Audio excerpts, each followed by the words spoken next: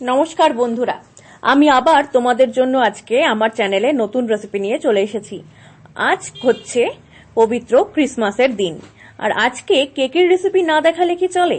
আজ আমি তোমাদের জন্য চকলেট কেকের রেসিপি দেখাতে চলেছি। এরকম পিওর চকলেট কেক কিন্তু আমি এর আগে বানাইনি।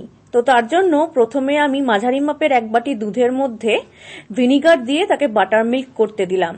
তারপরে আমি একটি বাটির মধ্যে ময়দা, গুঁড়ো চিনি এবং কোকো পাউডার পরপর মিশিয়ে নিচ্ছি।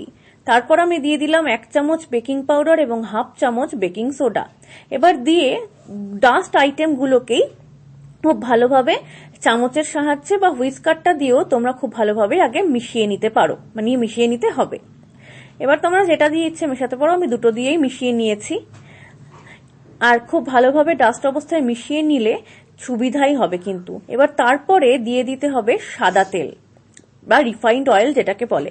এবার সাদা তেল দিয়েও হুইস্কার দিয়ে খুব ভালোভাবে একবার মিশিয়ে নিয়ে ওই বাটার মিল্কটা তোমাদেরকে মেশাতে হবে। বাটার মিল্কটা অ্যাড করার পরে এবার হচ্ছে খুব ভালো করে ফেটানো তোমাদের কাজ। খুব ভালো করে তোমরা ফেটিয়ে নেবে, ঠিক যেভাবে আমি করছি তোমরা দেখতে পাচ্ছ। আর এক্ষেত্রে আমি গুঁড়ো চিনি ব্যবহার করেছি। সবসময় কেকে চেষ্টা করবে চিনিটা গুঁড়িয়ে দিতে, মানে আমি মিক্সির জারে এটাকে দানাটাকে গুঁড়ো করে নিয়েছি, তো এভাবে দিলে সুবিধাই হবে। এবার দেখতে পেলে আমি বেশ খানিকটা ফেটিয়ে নেওয়ার পরে অ্যাড করে দিলাম ভ্যানিলা এসেন্স। ভ্যানিলা এসেন্সটা আমি দিয়েছি প্রায় ভর্তি 1 চামচ, বড় চামচের 1 চামচ। আমি চোখের আন্দাজে দিয়েছি, চামচ করে দিইনি, তোমরা চামচে মেপেই দিতে পারো। তো তারপরে আবার ভ্যানিলা এসেন্স দিয়ে আবার খুব ভালোভাবে এটাকে ফেটাতে হবে হুইস্কার দিয়ে। আমি কিন্তু এখানে বড় হুইস্কারটা ইউজ করিনি, ছোট হুইস্কার দিয়েই করেছি এবং তাতে আমার কিন্তু খুব একটা অসুবিধা কিছুই হয়নি। এবার এমনভাবে তোমাদেরকে এটাকে ফেটাতে হবে যাতে একদমই দানা দানা লাম্পস গুলো এর মধ্যে না থাকে। আর আমি যেভাবে কোকো পাউডারটা ছেঁকে দিয়েছি, তোমরাও চেষ্টা করবে ছাঁকনির মাধ্যমে ওভাবে ছেঁকে দিতে, তাহলে কোকো পাউডারের মধ্যে যে লাম্পস গুলো থাকে সেগুলো কিন্তু ওর মধ্যে মিশবে না। তো দেখতেই পাচ্ছ কি সুন্দর ফেটানোর পরে ফ্লাপি হয়েছে কতটা টেক্সচারটা এবং কতটা স্মুথ হয়েছে। তো এবার হচ্ছে টুটি ফ্রুটি নিয়েছি আমি বেশ খানিকটা, তাকে ময়দায় কোট করলাম। এবার সেটা আমি মিশিয়ে দেব কোকো পাউডারের মধ্যে।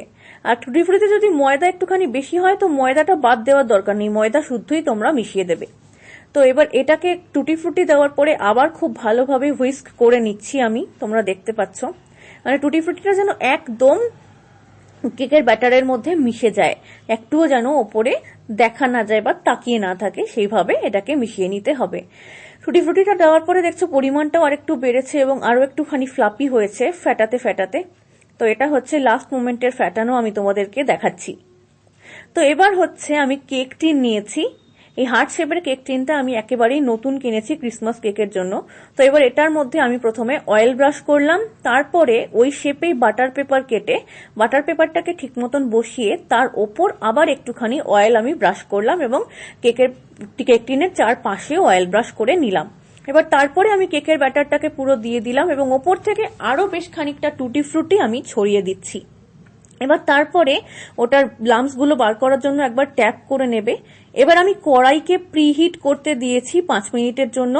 তারপর আমি বসিয়ে দিলাম কেক টিনটা এবং আমি তোমাদেরকে পাক্কা 40 মিনিট পর এটাকে ডিমোল্ড করে দেখাচ্ছি। এবং আরো একটা কথা যেটা না বললেই নয়, সেটা হচ্ছে এইটাকে পাক্কা 40 মিনিট তো করতেই হবে, কিন্তু সেটা কিন্তু এক নাগারে লো হিটে করলে হবে না, মিডিয়াম টু লো অল্টারনেট করে আঁচটাকে একটু মিডিয়াম করতে হবে, একটু লো করতে হবে, এটা কিন্তু মাথায় রেখে করতে হবে।